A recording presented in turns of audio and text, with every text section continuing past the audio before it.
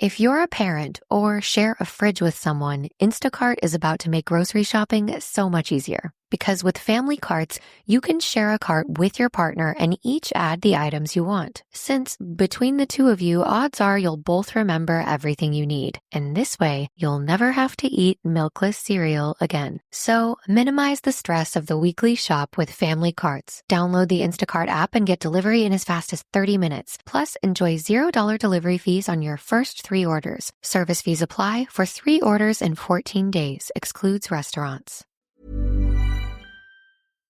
Hello and welcome. Oldie Buddy Goodie, that's the podcast. You pressed play on it. Zach and I currently away, not doing any new episodes for about 3 weeks. Because, you know, Zach's doing Zach. What is Zach up to? Should ask him what he's doing. I'm in Sydney.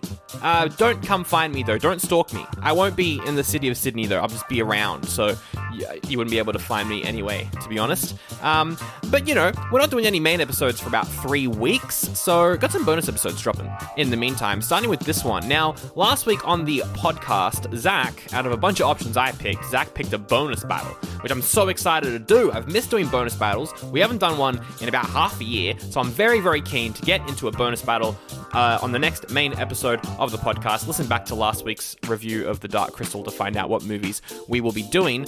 But I'm just so keen for that bonus battle that I thought, hey, why not get on here, drop a bonus battle for free from our Patreon vaults. We recorded this one a couple years ago, and it's going to be one of my favorite things that we've done on Patreon. I love this bonus battle. It was a lot of fun to record, not so much to watch in points, but to record, very fun. It's a bonus battle on 2 family movies from 1984. One of them is a very violent spy espionage film called Cloak and Dagger, and the other is a thing called Kidco, and you'll hear all about it once we get into this bonus battle. But here it is. If you want more stuff like this, patreon.com/oldiebuddygoodypod. We've got so many bonus episodes up there that you can grab, including a new one on X-Men 2. You'll hear a promo for that later on. And yeah, here you go. Enjoy the episode. There'll be new episodes soon. But, you know, before then, this. Hey, what's up, Patreon? Whoa! Imagine a year where it's just a Patreon, so we don't even care about the intro. Woo! What year is that, Sandro? It's the current year. What year is it? More like, just go think of yourself. It's 2019, the current year. We're recording this right now. It's actually 1984, because both these movies came out in 1984. Oh, yeah! Whoa! We went back in time. I forgot we did that. It's a bonus battle. We did a poll of a bunch of family movies, and you guys picked these 2.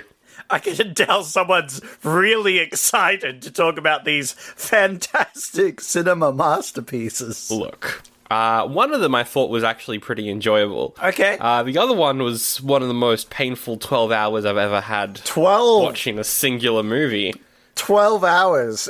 Did it take you 12 hours to watch this film? It took me 12 hours to watch one of these movies, yes. Wow. I was so, pulling my hair out, just bored. Yeah, no, that's fair. That's very fair. Wow. It's a bit rough. How did you find it? One of these I did quite enjoy. I think both of them I found enjoyment in. I'd say one of them's better, certainly. One of them I watched at work on my break, during my breaks. Oh, yeah. And when it was quiet. Yeah. And I think that might have helped it a lot, because I was taking constant breaks in between watching it. And I do remember at one point just giving up on it and just going and doing some work that I didn't have to do just to not watch it. Just not watch it? Yeah, wow. I wonder if we're talking about the same one That's crazy. That took us a while to get through. But we won't reveal which movie is which because, of course, this is a bonus battle, and opinions don't affect bonus battles. Oh, right. Yeah. Sorry. No, this is objective facts. Yeah. In bonus battles. We only deal in absolutes. Because we are Sith Lords. Exactly. That's why there's two of us. There are two of us, although one of us is going to be the master, I guess. Yeah. Look, you could be the master. That means you die. Yes. When I kill you and betray you. Well, no, because you're more of a Darth Maul than a Vader, I think. Well, that's what I'm saying. You're... I see what you're saying. Because then I would be Sidious. Yeah, you're definitely a Sidious sort of guy. Yeah, Or and Plagueis. Maybe I'm Plagueis and you're Sidious and you stab me in the back. I like that. Because then I get to go unlimited. You do get to do that, and then you get to throw Samuel L. Jackson out a window. Hell yeah. Speaking of Star Wars, really should watch the Boba Fett show. Everything's been spoiled by the internet, but I should watch it at some point. The only thing I've been spoilt on is that apparently in some TV show, one of the jokes was that they would, like, predict a Boba Fett alone show, and he, like, breaks it down, and he does a whole intro bit, and the Boba Fett TV show just copied that and did it as their intro. The thing, though, and I think the thing that's really holding me back from watching it is that it's all set on Tatooine. Why is it all set on Desert Planet? Go other places. Go other places. Everybody loves a bland, sandy desert that goes on for miles.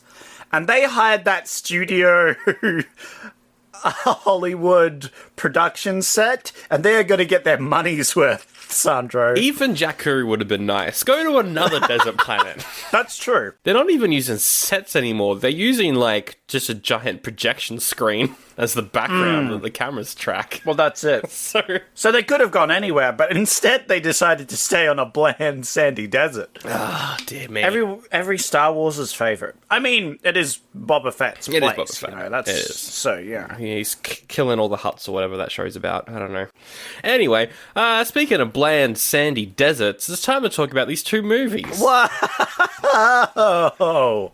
Again, objective facts, no opinions. Objective facts, yep. They are Cloak and Dagger and Kidco. We're doing things a little bit different for this bonus battle. We got 3 regular categories that we will rate the movie out of 5, and then we've got a bunch of bonus questions. Bonus points, and this is where the real money's at. This is where the real points are, because they'll go head to head, and whoever wins gets the point. Yeah. And you can gain a whole bunch of extra bonus points, which might win you this bonus battle. Exactly. And might make a movie that, no, it's objective facts. It's objective facts, no opinions. Sorry, what was that? No opinions. I was going to be like, it might make the bad movie win, but no opinions. No opinions. What bad movie? There is no bad movie. We don't know which one's bad yet. One of them's bad. There can only be one winner. There is no spoon. I'd make a Matrix joke about the blue pill and the red pill. One of these movies being the blue pill and one of them being the red pill.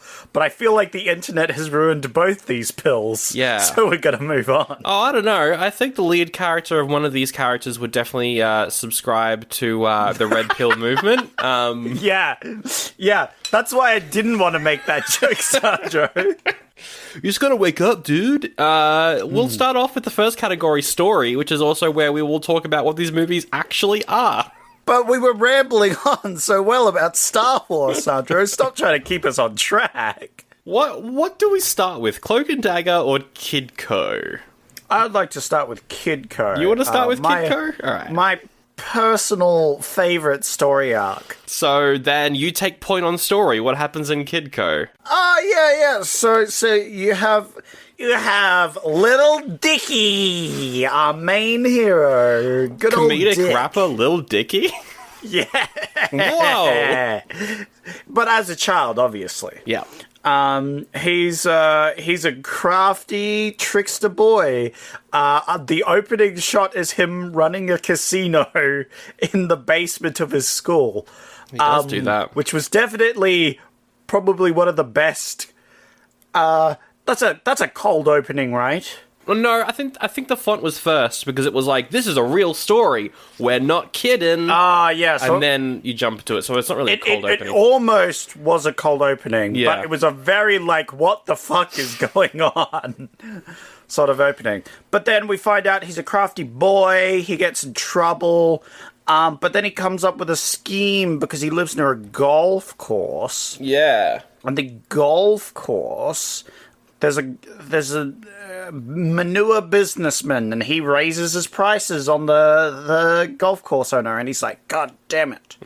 So Ricky's like, oh, hey, we run a horse farm. We got lots of manure that my dad just throws away. Lots of poo. And then, so the kid's like, oh, hey, how about this, mister? I'll do it for super cheap. I'll give you all this manure that we throw out anyway, and we'll do it for cheap. Yeah. And he starts a company because he's a child, and he's like, haha, I'm going to make it an official company, and he calls it Kidco. Kidco.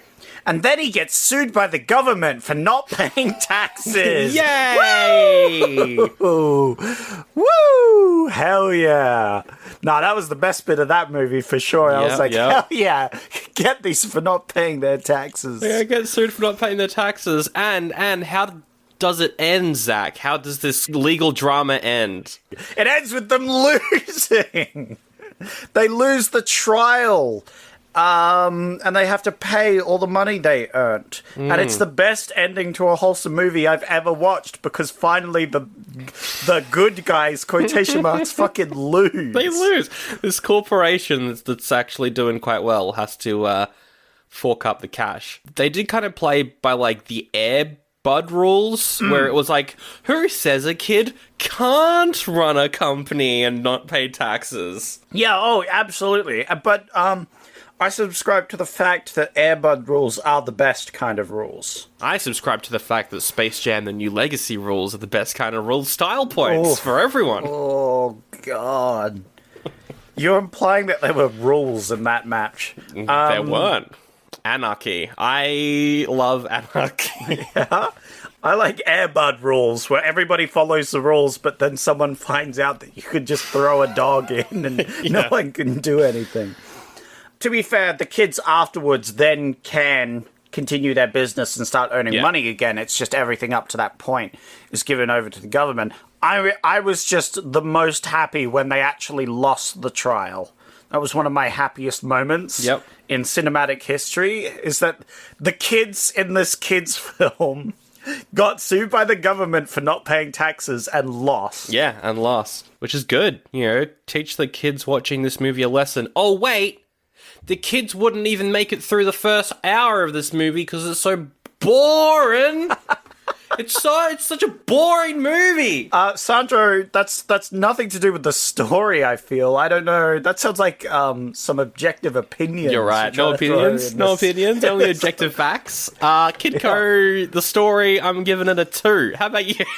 Whoa! What are the objective facts right here? Okay, well, the thing is, so the story has the main lead and his female sidekick. She's more annoying than the other one. I would say, objective fact. All the kids in Kidco are more annoying because Kidco is also, it's not shot like a real movie. It's shot like a TV movie, and it's like TV kid acting for the most part. Yeah. Dickie reminded me of like this kid I knew growing up, so I instantly disliked him. Oh, no. Yeah, no. I didn't mind Dickie. Yeah, look, and then the jokes and gags, that poor female actress in this movie, she got, like, shit poured on her at one point. Oh, the teen. No. At the golf course, when they're heading back. Oh, yeah, Dickie and... Yeah, a truck passes by spraying shit on the golf course, and she gets covered in it. And then at some point she has to go into a lake and scuba dive to find the balls. I don't know why Dickie doesn't do that. Oh, because he's a man. Yeah, and he's an asshole. I'm going to give this one a 4 out of 5. What? Because the kids lose the trial. Yeah, if they had won the trial, I would have given this a 0 out of 5. but because they lost the trial, I'm giving it a 4. Great. Well, 2 and a 4 there for Kidco. Solid start. Let's move on over to Cloak and Dagger. Now, I'll tell you all about Cloak and Dagger. Cloak and Dagger, it is written and directed by the team behind Psycho 2, the sequel to the classic film Psycho. It's written by the guy who made Fright Night and the first Chucky movie. Oh. That's right. This is entirely made by a horror team. The director's also Australian as well. You know what? This makes a lot more sense now. Cloak and Dagger really is a horror film for the kids. Because my goodness, this is dark. All right, so let me introduce you to Davey. Not to be confused with Dickie. Not to be confused with Dickie. We'll call him the E.T. kid, because he's played by Henry Thomas, the same guy from E.T. So I see. He loves video games. He's addicted to video games.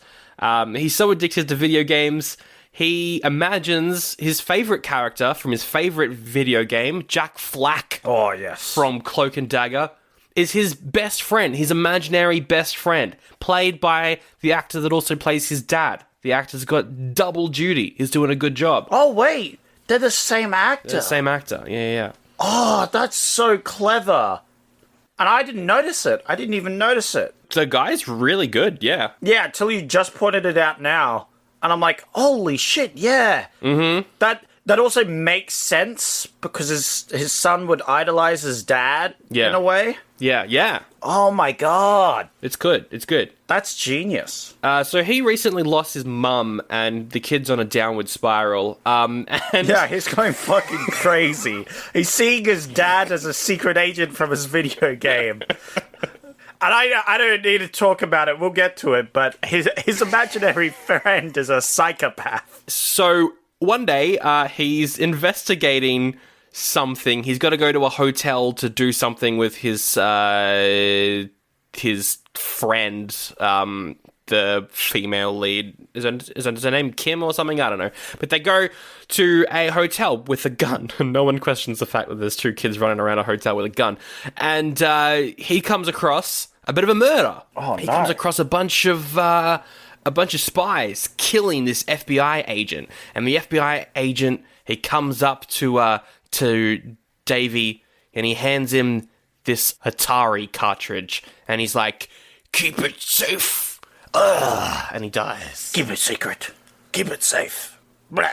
And Davey's like, whoa, it's the game that Jack Flack is from. It's the game Cloak and Dagger. This whole movie's just an ad for Atari. There's a scene where, because they've got a friend who loves games, he owns like this game shop, and on the wall is a poster for the E.T. video game, which is, one, it's the kid from E.T., 2, it's that terrible E.T. game that everyone hates and was dumped in a landfill. That is iconically known as the worst game that is ever released. As the worst game that was ever released, and there's an ad for it in this movie, which just makes this movie so much better. That's incredible. Yeah. It's canonically known that it was so unpopular, they had so many leftover cartridges that they grouped them all together, dug a hole, put them all in, and filled it with concrete. Exactly. That's how they got rid of excess ones of these, because it was so unpopular. Such a bad game. It's hard, and it's just not fun. Boring. Now that Davey has this secret video game cartridge which contains military secrets,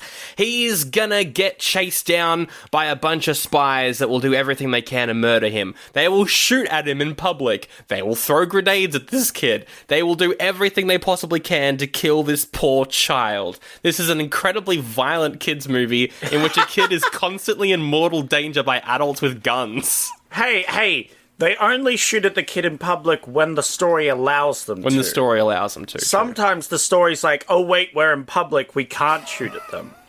But sometimes the movie's like, oh wait, we're in public, we can shoot at them. Yes, it's very inconsistent. It's very inconsistent. So there's a bunch of stuff. There's like this old couple, they help him out, but turns out they're the real bad guys, and they kidnap him and everything. And this entire time... I liked the gold couple. Yeah, me too. And the entire time, the imaginary friend is constantly pushing Davey to murder someone. The imaginary friend's like, kid, you gotta kill these people. And it all escalates in a scene where, yes, this young, violent video game addicted boy, he follows the voices in his head and he kills someone with a gun. Yeah! Thanks, video games. And then he's like, oh man, I just killed someone, I hate everything. And then he gets kidnapped, he's put on like a plane, his dad's gotta come save him. His dad kind of saves the day, and it's a wholesome father-son kind of moment there at the end of this really violent kids movie where a kid's constantly being threatened by guns. And in mortal danger. He nearly explodes in that plane. He does, yeah. And I mean, his dad nearly dies as well, but it's a dramatic scene that held a little weight, because I was like, there's no way they blow up the dad. Although they did blow up an old couple, so, you know. They blew up an evil old couple. Also, they keep going to the Alamo. I love kid movies about the Alamo. Yeah. I love it. This, I had no idea what to expect going into this movie. So when it was so, like, just constantly dark and violent, I was very surprised. I think I said, oh wow, this movie is incredibly violent many, many times. And for that reason, I really enjoyed it. The story is just like, it's the first Mission Impossible, but for kids, basically. What did you think? It was great. I loved it. I was like, holy shit, they're just killing people in front of this kid. Oh my god, this kid has to kill someone. Oh my god, his imaginary friend's a psychopath. Yeah. Because this is what the kid's imagining, right? The kid is imagining his dad telling him to kill people. So if you don't look at it from the movie perspective, you just look at it from an outside perspective, it's just this disturbed fucking child with an imaginary friend that's egging him on to murder people. That's all because of violent video games, because of an addiction to violent video games. Atari video games. Violent Atari, yeah, good point. But it's thanks to these Atari video games that the US government is saved. Yeah. So this was incredible. I loved Jack. Jack was my favorite thing. Jack Flack. Yes, Jack Flack. He was incredible. Every time he opened his mouth, I laughed. It was like... He's good. It's like, oh my god, he's dead. It's like, it happens in things. So now, get to work, kid. We got some bad guys to fucking kill. He's good. He was kind of like a Sean Connery, James Bond type. Actually, this whole movie is more James Bond than Mission Impossible. Yeah. Well, that's it. Because he's supposed to be that sort of spy guy. Yeah.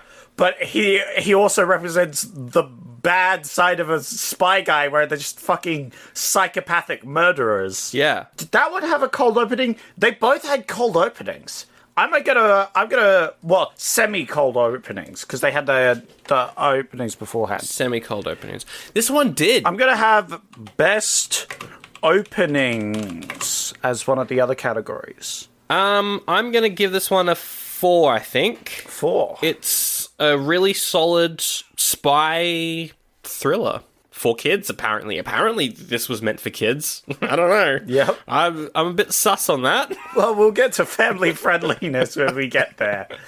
I'm giving this one 5 out of 5. This was incredible. Mostly because I gave the other one a 4 out of 5. You did give Kidco a 4. But objective facts. If Kidco wins, then we're just wrong. Yeah. Our opinions are wrong. Correct.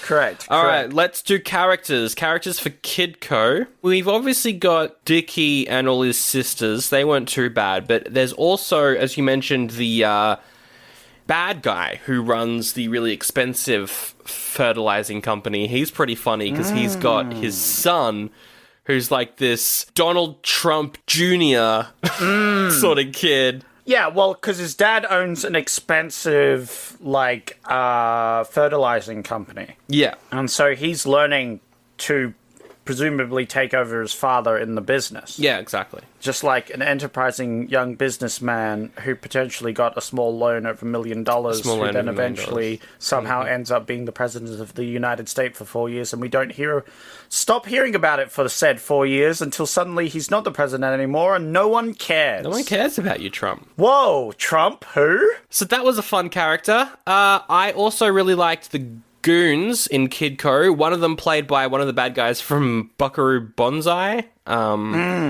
He's that guy that looks like an alien. And so every time he's in a movie, I'm like, oh, it's that guy that looks like an alien. And he was quite good in this as one of the tax men. The taller, skinnier one? Yeah, him. Vincent Chiavelli. Because there's two FBI agents. One is like a regular guy who's just like, oh my god, these poor kids. Look, we have to go lenient on them. You know, they're just kids playing with fertilizer. You know, you gotta be lenient. The other guy's like, fuck these kids. Yeah. These pieces of rotten shit. Take him down. This one kid gave me bad directions one time.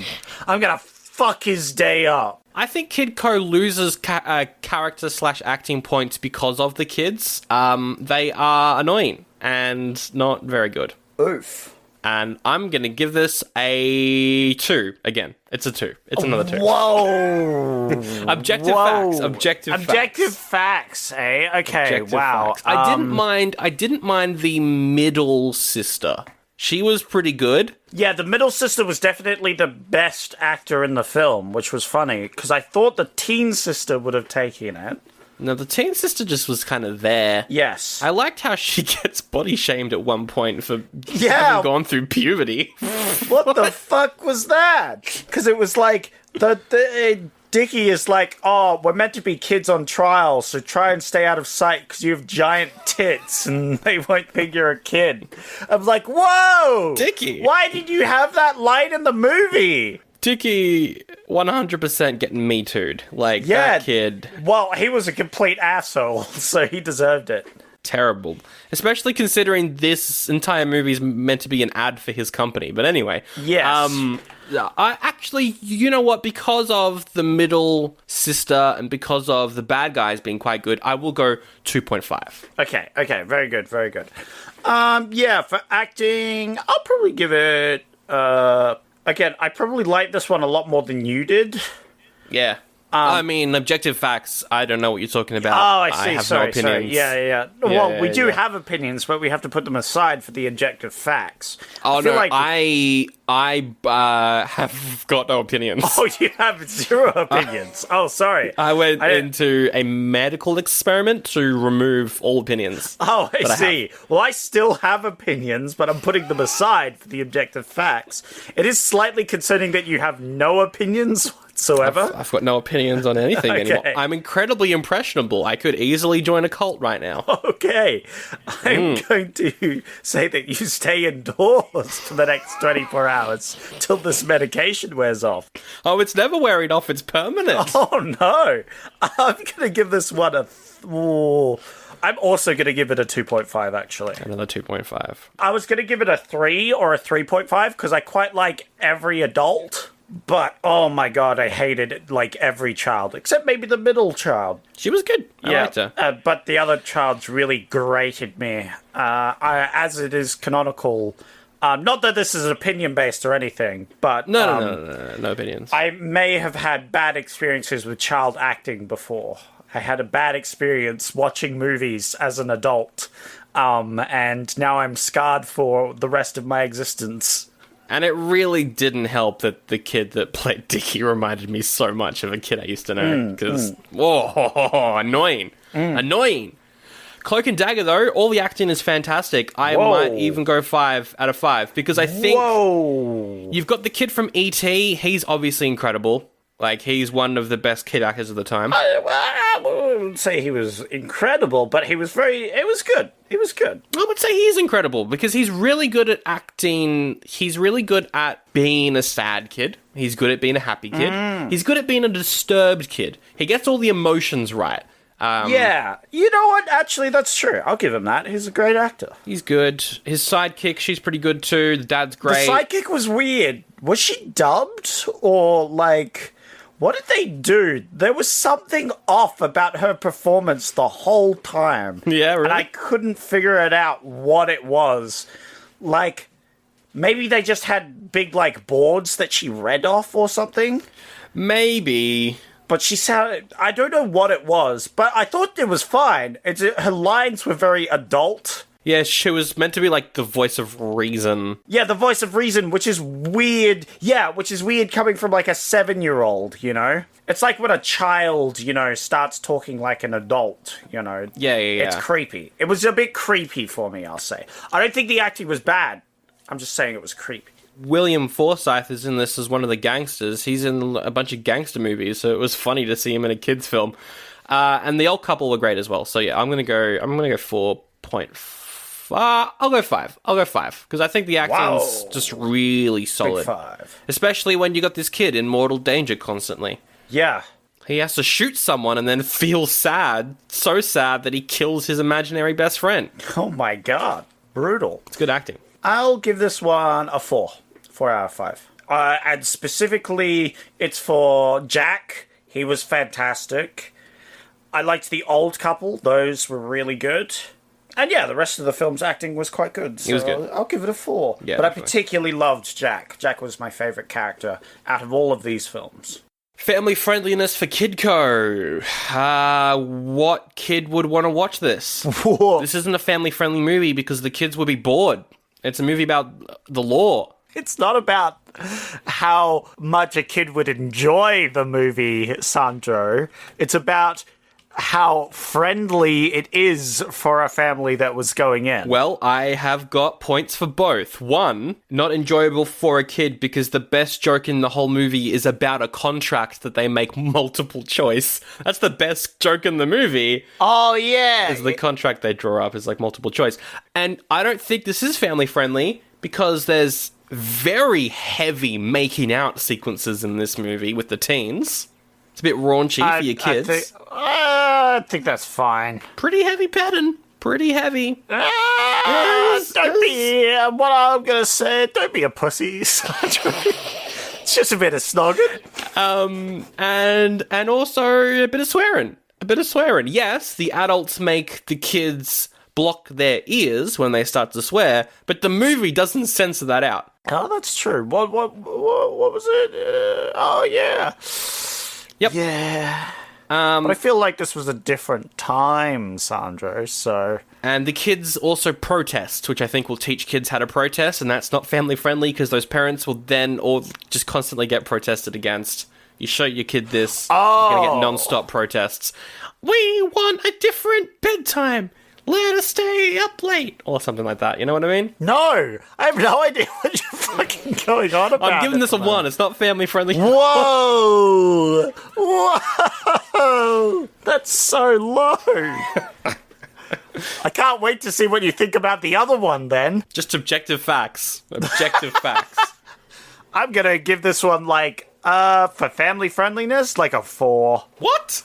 Because it's family friendly. Whatever the fuck you just said was fucking bullshit. Oh yeah, I'll give it a 3.5 because it was swearing. And there was a bit of kissing, but it was just kissing. I thought they were going to bang on that couch, to be honest.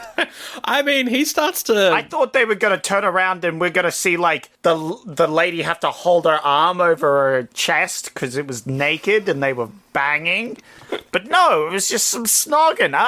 Who gives a shit? I'm going to give it a 3.5, and I'm going, what? What movie did we watch? This is fine for a kid. I disagree. I disagree. Kidco, quite frankly, offensive to the good American family. Plus, I want to teach my kids that they can't just go making random companies, otherwise they're going to get sued by the government. You make a good point. I'm changing mine to 1.5. That is a good point. That does bump up the family friendliness a bit. I'm glad we came to an agreement. As an objective fact, we need to make sure we analyze this perfectly. Well, howdy there, nerds. It's me, Sally McSeller, and I'm sorry that I called you nerd, listener, because I'm a nerd too. I love them comic books. I read them on my phone. Some people say, your phone's too small to read comic books on, and I say, shut up, nerd. I'm reading my comic books. Anyway, Sandro and Zach over at the Oldie but Goodie Patreon, they reviewed a comic book movie. Here's a clip from it. For who's in the movie, I think it's really good. But there are characters I would say are missing. That's fair, true. Mostly Gambit. He's not in these, Zach. Gambit shows up later on, and you know what? Maybe you shouldn't have. I feel like Gambit's he's one of those mutants who stand alone. He does his own thing. He's got his own comic book. He's not known for being in the X-Men, really. Yeah, but same with Wolverine. So fuck you. You got a very good point there. Yeah, got you good, Grizz. is. Got you fucking good. Fucking spot on, actually. Yeah, fucking slap that argument down. Fucking God. slam that. Oh yeah, the movie they reviewed is X-Men 2, also called X-Men United, also called X2, and it's up now at patreon.com/OldieBuddyGoodiePod, where you can be a nerd and spend money, get free, and no, it's not free because you're paying money for it, but get podcasts, bonus podcasts. My accent's weird today. I've got a cold. Anyway, patreon.com/OldieBuddyGoodiePod. You can get that bonus episode and put it in your ear holes. You can also get a bunch of ad-free episodes too, so you don't have to listen to this mess of an ad ever again. This is the worst one so far. I'm an American. Yeehaw! Family friendliness for Cloak and Dagger. Also a bit sus. This is a sus one. I love this movie. I thought it was a lot of fun. But for kids, this is very violent. There's a lot of dead people in this film, Sandro. There's a body in a trunk for a while, Sandro. I think they shoot a rat at one point as well. Yeah, I mean, poor rat. Yeah. Yeah, they also shoot several people, Sandro, and they die on screen. A kid carries a gun into a hotel, and the guard is like, ha ha ha, you funny kid carrying a gun into this hotel. You don't want to teach your kids that. No. Don't carry guns into hotels, kids. Correct. The thing is, though, I think kids would find enjoyment out of this because it is an action movie, and yes, but this isn't about enjoyment again. It's not about enjoyment. You were going to enjoyment before, but I'm just saying this isn't about enjoyment of the film. This is about how family friendly it is. So, Sandro, I'm going to give this one a 2 out of 5, which is the only score I'll point out, which is less than the other movie's score so far, because this movie is violent and teaches kids about violent video games. As we know, violent video games are the least family-friendly thing in existence. Yes, you don't want your kids playing those violent video games like Crash Bandicoot, so violent. This was meant to be positive about Atari, but it's literally leaning into the whole violent video game thing. What is happening? This is a kids' film. This is a kids' movie, and it's really violent. It's pushed for kids. I guess it was a different time, but you're right. Nowadays, this definitely wouldn't fly. If we're looking at this from like a modern day perspective. Well, the other movie is like a G. This movie's a PG-13 plus minimum. This just got PG. This just got PG. No. I'm saying now. Oh, right? Nowadays. Yeah, for sure. Nowadays, that's a PG-13 plus. You're giving it a 2. I can't disagree with that. I will go 2.5. All right, now it's time for some bonus categories. This is the most important part. Lightning round. Because, boom, boom, boom, each category will only get 1 point, and only one of the movies can get that said point. Just 1 point. No, that's not really going to go into affect the scores too much. Well, okay, we could give 2 points. That works. All right. So for each category a movie wins, it gets 2 points. I guess 2 points. All right, excellent. So, quick, lightning round, bonus battle. Let's go. First one, most intelligent lead male hero. All right, we've got Dickie or the other one. I can't remember his name because they didn't keep constantly saying it. Dickie or the E.T. kid? I think Dickie's the most intelligent. Yeah. He's not a nice kid, but he's definitely the smarter one. He's absolutely a giant asshole, but he does start up a company that competes an adult man's business. Yep. And then the other one just kind of runs away from bad guys. He does use some crafty moves, so he's definitely an intelligent kid. Yeah, he's not dumb. But if he was smarter, he would have just given the cartridge away, and that would have been it. Yep. Would have been like, hey, FBI, there's a weird chip in this. See you later. And he wouldn't have had to shoot a man. Yeah. Yeah, I think Kidco gets that point. Give 2 points to Kidco. All right. Best supporting young sidekick actress. There are 3 in Kidco. Which one is the main one? Sidekick actress. So the young kid. Damn. Yeah. Because it's best supporting. That's why I put sidekick in very specifically. Because it has to be the one kid that sticks with them. Because the best character in Kidco isn't the sidekick character. She's only really important for the ending. Yes. Damn it, then it goes to Cloak and Dagger. Absolutely, it goes to Cloak and Dagger. And it's not like I manipulated the bonus battle points here system so that I'd put Sidekick in to make sure that Cloak and Dagger won those 2 points. No. It's because both movies only had, like, Cloak and Dagger only had 1 sidekick actress, whereas the other one had 3. Yes. So I had to make sure it's, like, sidekick. And yeah, the other one was very annoying. So... Cloak and Dagger. Cloak and Dagger gets that point. Next category. We have most wholesome dad. This is a hard one. This is a hard one. Yeah, this is a hard one. Because on one hand, you have Cloak and Dagger. Dad he's very wholesome. He talks with his son. He's very concerned for his mental health. But he has to go to work and he sort of leaves his son on his own. And then he has to go rescue him. Quotation marks, sacrifices himself for his son, but then he lives, of course. Very wholesome man. The other dad, also very wholesome. He is. Because he's concerned about he has a lot of moments where he's concerned about his son's upbringing and his choices. And he has some, like, wholesome sits down and, like, a lesson about obsession. Yep. That's a very important one, which Dickie then learns later on in the film. He's like, I am obsessed. I need to calm down. Yeah, man. But the dad doesn't really come in the end when there's kids getting sued. No, the dad's just kind of cheering from the sidelines from the end of it. Yeah. What the fuck? So then it goes to Cloak and Dagger. Yeah.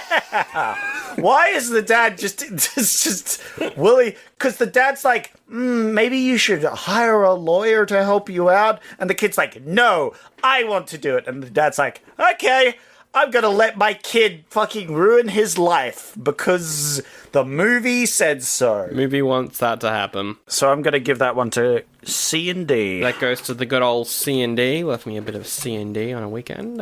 Next one. All right.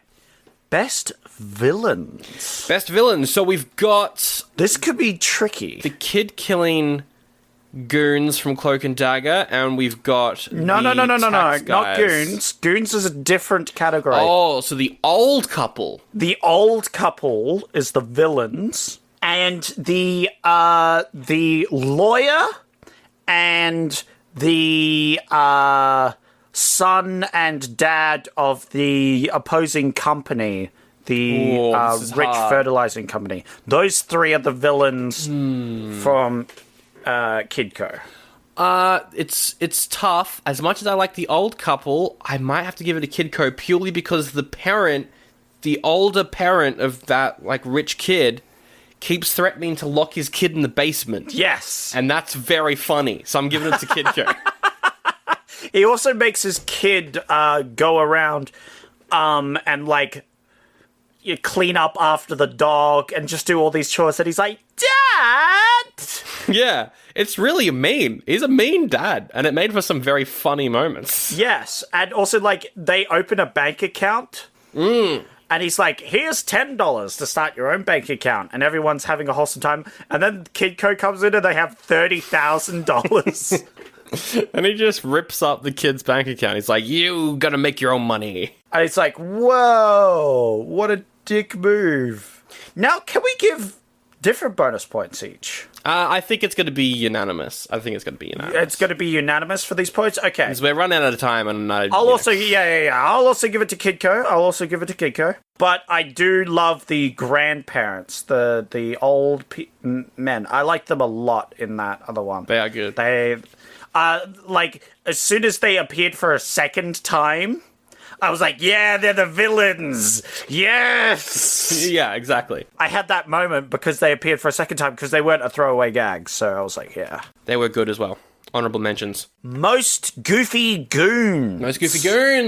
So this would be the tax guys from Kidco. Yes, the tax collectors, the FBI agents. I liked them a lot. Or the psychopath kid-killing goons from Cloak and Dagger.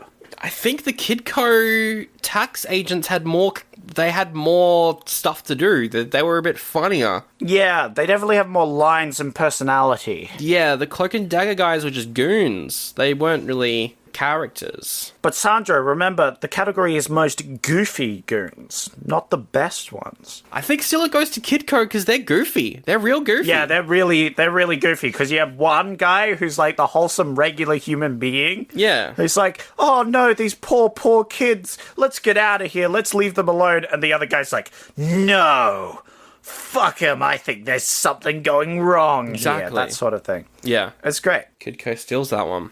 Last two categories, Sandro. Last two. We have most blatant advertising in the film. Cool. So obviously Kidco is an ad for Kidco Company, which does exist. I don't know if it still exists, but it did at the time because it's based off a real company. Yeah. I don't think that film's factually correct, though. I think they change a lot to make it more of a movie, to make the idea of going to Kidco to buy stuff more appealing. Yes. But I feel like that's blatant advertising there. That is blatant advertising. Cloak and Dagger's not as blatant. I mean, there's long sequences where all you're doing is watching an Atari game, and there's Atari posters everywhere. And everything's about these cartridges and games, like it's very on the nose. To be fair, I didn't really know Kidco existed very much. Yeah, Kidco doesn't do a good job of, like, making you think it's an actual company. You just kind of think it's a movie. Yeah, it does feel like a movie. That's true. So that's the interesting point, Sandra. So who do you think? We've got some Atari. Also, here's the problem with the Atari one. It's a very bad advertisement for the Atari. It is a bad advertisement for the Atari because it will turn your child into a psycho murderer that shoots people. Exactly. So even though there's maybe more direct, like, product advertising in this film, I think it does a poor job of it. But Kidco also does a poor job because the guy that runs it's a fucking pervert. Oh, right. It's a little perv kid. What are you doing, Dickie? Well, yeah. Oh, okay. That's one scene in the movie. Well, actually, there's multiple because he watches his sister make out with her boyfriend for like a minute. Yeah, and then he talks about her tits. Yeah, look, Dickie's not a great role model. He's not. Although I think it is probably a better ad for a company than Cloak and Dagger. Look, I think the Atari one, because I noticed that and I was like, oh, this is just advertising for the Atari. Yeah. Cloak and Dagger does feel more like blatant advertising, definitely for the first half hour. But it does encourage kids to be psycho killers, so I don't know. I'm fully split in the middle, and I'm willing to say we give 1 point to each of them. I'm happy with that. We'll give 1 point to each of them. Both blatant advertising, but also really bad advertising. really terrible advertising for a company. All right, final category. And the final category, going all the way back to the beginning with the end, is the best opening. So we're finishing it off with the start of the film. So we've got the Jack Flack trying to infiltrate the Russian sequence. Yes, which was very good. That was good. Very incredible. I had no idea what was going on. It's a fun opening. But also, we had a child casino, which I also had no idea what was going on. Child gambling ring. Because there was this whole thing, it was like talking about bracketing, and like one kid was trying to scam the guy, and he was like, nah. And then they had like an adult there helping them as like their bouncer. And then also, like, the principal kind of walks in and he's like, what are you doing gambling? This is a school, not a Turkish bath. That's the only quote I wrote down. That's a good quote. But also, I feel like that sort of ruined the moment for me. You know what? Kidco was filmed badly, though. That was a badly filmed opening because it was smoky and it looked really gross. It was funny, though. It was very funny.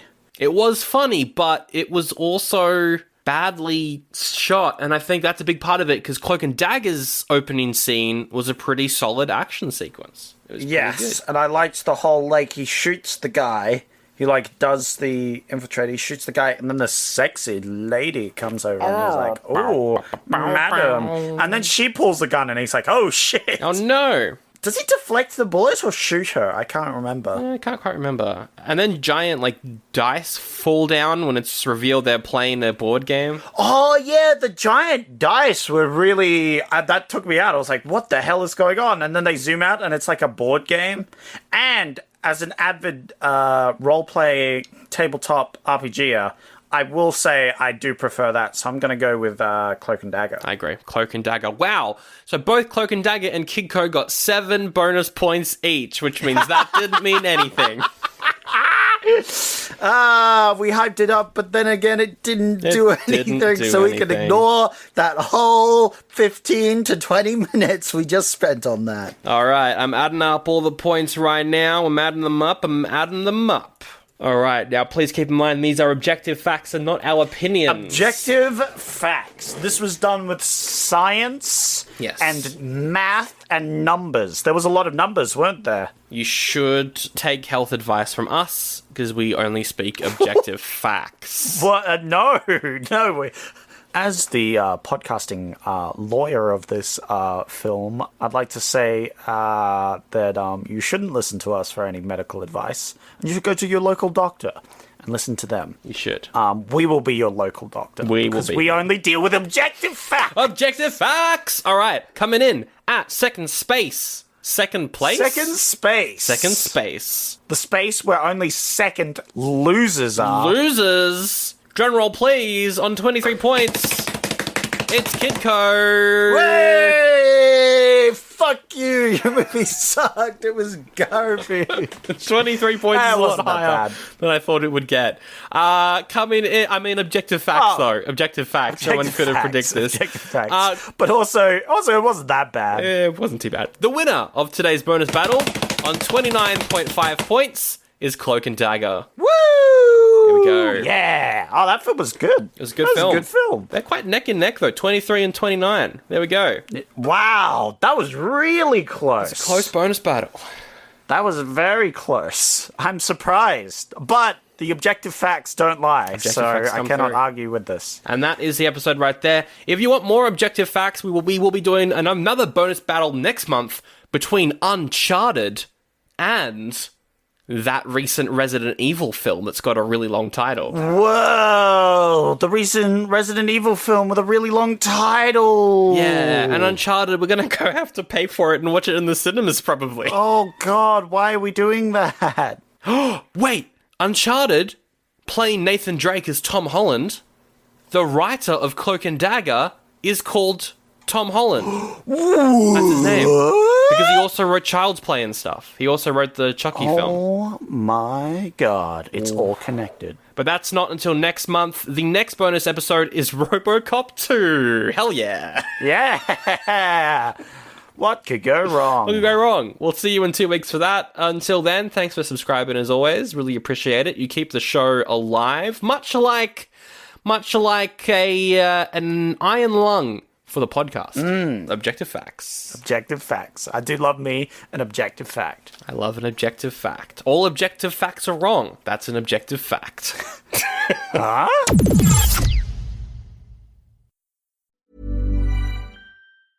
G'day, America. It's Tony and Ryan from the Tony and Ryan podcast from Down Under. This episode is sponsored by Boost Mobile, the newest 5G network in the country. These guys are no longer the prepaid wireless company you might remember.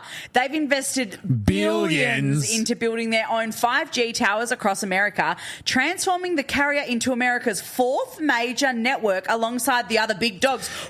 Yep, they're challenging the competitors by working harder and smarter, like this amazing new network they've literally built. They have blazing fast 5G and plans for all the latest devices. Visit your nearest Boost Mobile store or find them online at boostmobile.com.